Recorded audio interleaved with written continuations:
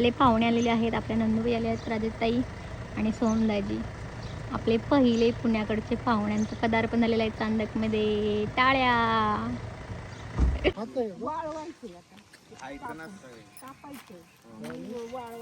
बांड बोलतात त्याला, बांड.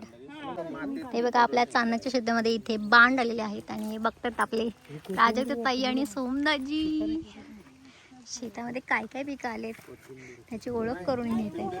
त्यांना खूप आवडते शेती पिकं.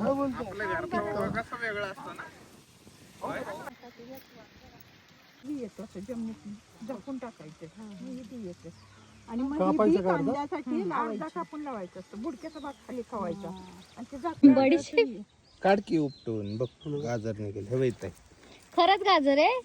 नाही नसेल त्याच्यात. नाही रेडी नाही नको. अरे फुल आलंय त्याला बघ की. बी आहे ते तयार झाले. आता बी झालं का त्याचं? पण उपटले गाजर बाहेर येणार ना त्यात. नाही आता खराब झालं ते अर्धच लावतात. ते पण अर्धच लावायला लागते कांद्यागत. ते वरचं असतं ना हे मूळ, बी येतं त्याला. हे बी असं असतं. हे पण वाळतं. हा हे पण येतं पण त्याला खोल टाकायला लागतं असं पाबारीच्या पाठीमागे. हे असं लावायचं डायरेक्ट बडीशोपी. बडीशॉप नाही बडीशॉप गत येतं. हा तेच ना. जिरं कसं असतं पण आपलं याला वाळवायचं का लावायचं? वाळवायचं आणि टाकायचं असं. अभ्यासच आहे तर काय. आणि पालक आहे. हे म्हणजे बियाणाचं कांद्या खायला. कांदे पालक दिसतात आहे इथे. ती. दिसते? ही पालकचं बी आहे. मी म्हणते ढेसा आहे तो. पालकची भाजी येते. हे काय पानं बघ की खाली. हा हे बघ पालक दिसली का? बिया बघितल्या नव्हत्या आम्ही कधी. आणि हे शेवग्याची काय हे घेवडा. घेवडा, काळा घेवडा. ते पण वाळवायला लागत असेल ना बिया. आणि वांग्याचे दोनच लावलेत झाड. वांग्याचे दोनच आहेत मध्ये. तिकडं पण होती. हा काय? वांग्याची आमच्या घरात नाही खपत्या म्हणायला वाटत त्यांना अडचण. मग पेरणीच्या टायमाला काढायला नाही. तर इथे मधल्या परिसरात मी ज्वारी दाखवली होती. ज्वारीला कट केल्यानंतर हे असं दिसतं ना. काय बोलतात ह्याला? गहू.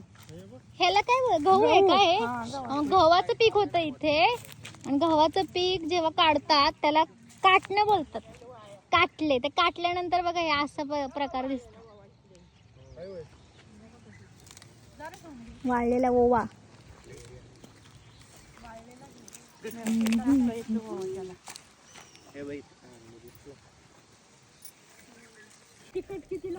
तर आता आम्ही शेतामध्ये आलोय. आमच्या नंदुबाई, प्राजक्ताई आणि सोमदाजी शेतीमध्ये त्यांना इंटरेस्ट आहे. ओव्याचा वास येतो का? खाऊन बघताय का? हा वास येतोय ओव्याचाच.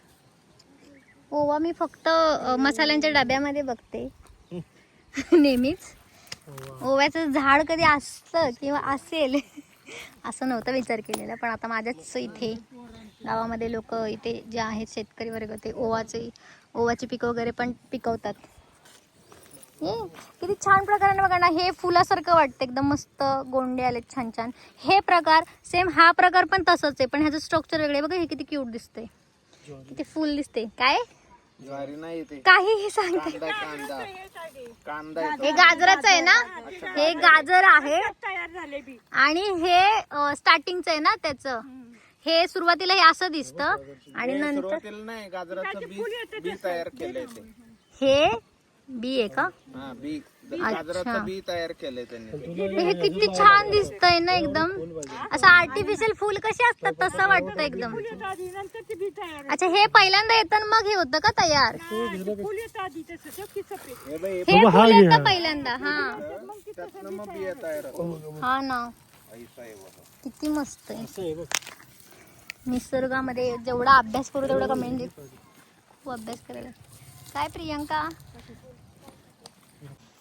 पत्त्याला बिया नाही.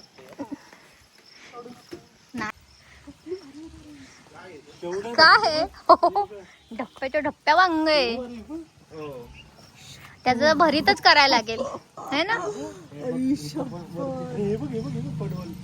पडवळ नाही घेवडा येतो. टाकत असते ना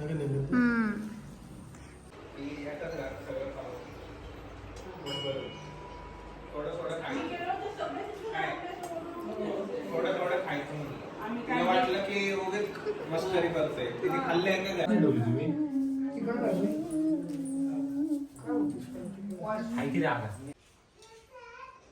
हॅलो, तर हे बघा आपल्याकडे आज शुळी यात्रा आहे आणि शुळी यात्रेनिमित्त आपल्याकडे आले आहेत आपल्या नंदूबाई आणि नंदावे. प्राजक्ताई आले आहेत पुणे येथील जांभूळवाडी येथून आणि हे सोमदाजी आहेत. हाय करा प्राजक्ताई, हाय करा. आणि बघा अहो त्यांना जेवणाचा आग्रह करत आहेत, भात वाढतायत. तर आपण त्यांना रिव्ह्यू विचारत होता की कसं झालं आहे आमच्या चांदकचं जेवण, चांदकच्या जत्रेमधलं मटण कसं झालंय सांगा. एक नंबर एक नंबर झालं. झणझणीत आहे. मग काय काय आवडलं तुम्हाला, सुक्क पातळ? दोन्ही सगळं मस्त पूर्ण जेवण आणि त्यात ही कैरी कैरी. ही कैरी तर यम आहे, यम. हा, तर चिकन मटण सोबतच रानातली काही कैरी आपल्या रानातूनच आणलेली आहे आणि त्यांच्यासाठी खास बनवले. चांगली आहे, आंबट मस्त हळद चटणी टाकून मीठ टाकून. हा हा हा, छान लागतंय ना. मग तुम्हाला लक्षात राहील का आपल्या चांदक मधली पहिली जत्रा आहे तुमची. येणार मग दरवर्षी नक्की.